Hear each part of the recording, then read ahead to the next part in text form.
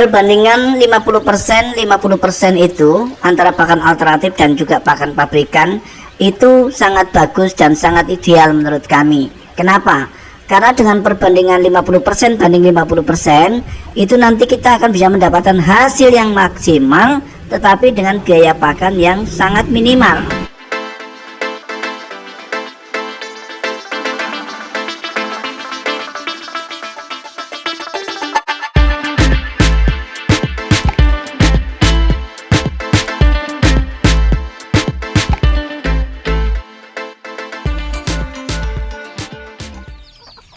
Selamat siang pemirsa, selamat berjumpa kembali di channel Bujat Kusuma Farm. Pada video kali ini kita akan membahas mengenai bagaimana cara kita bisa beternak dengan mudah, dengan murah, dan dengan hasil yang lebih melimpah.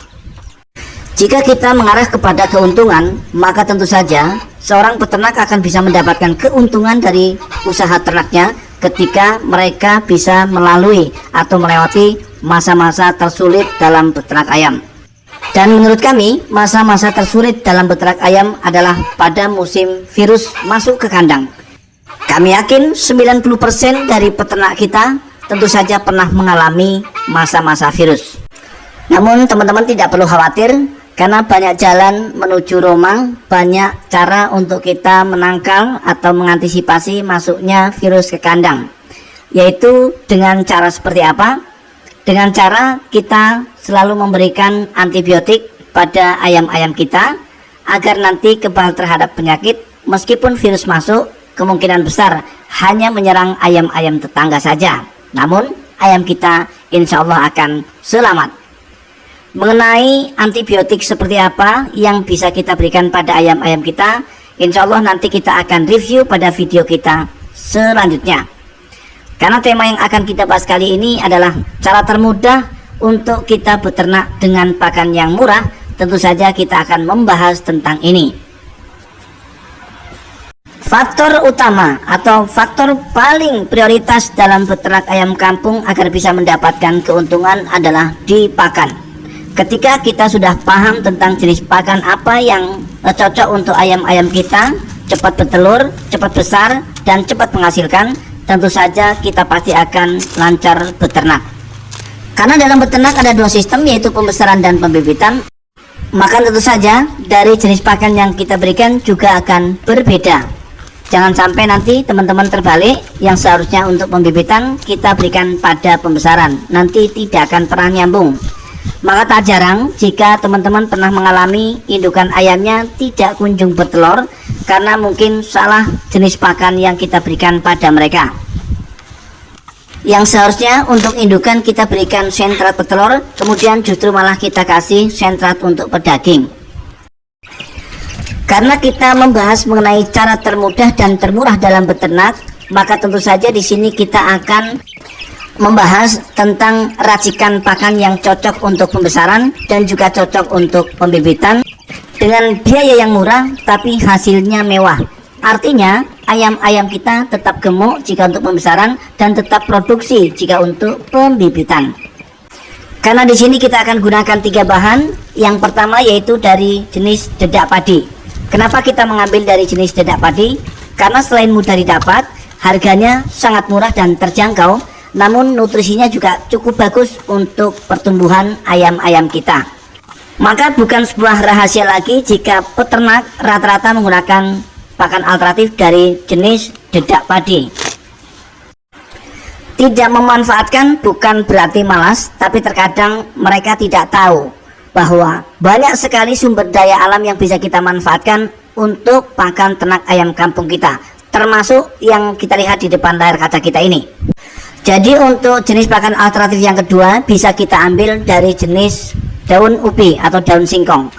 Daun singkong ini kandungan nutrisinya sangat-sangat lengkap teman-teman. Silahkan teman-teman bisa pelajari di Google dan di ilmu peternakan lainnya. Saya yakin 100% pasti dari sekian banyak para peternak ya, sudah banyak yang menggunakan daun ubi atau daun singkong untuk sumber pakan ternaknya, karena memang hasilnya bagus. Apalagi jika kita tambah dengan bahan yang ketiga ini. Di sini saya sarankan untuk teman-teman tidak meninggalkan pakan dari pabrikan. meskipun kita sudah mempunyai dua bahan dari alternatif, yaitu dedak padi dan juga daun singkong. Namun untuk melengkapi nutrisi yang diperlukan oleh ayam, hendaknya kita memberikan pelet atau sentrat untuk ternak kita. Jika untuk pembesaran silakan gunakan sentrat pedaging, dan begitu juga sebaliknya jika untuk pembibitan maka silakan gunakan sentrat petelur. Mengenai perbandingan untuk hasil maksimal, saya sarankan untuk menggunakan perbandingan 50% banding 50%. 50% untuk pakan alternatif dan 50% untuk pakan dari pabrikan. Contohnya, jika kita menggunakan 1 kg sentrat, maka kita juga akan menggunakan 1 kg dari jenis pakan alternatif. Pakan alternatifnya berapa jumlahnya? Misalnya ada 2 bahan, maka kita akan menggunakan setengah kilo, misalnya dedak setengah kilo, daun ubi setengah kilo.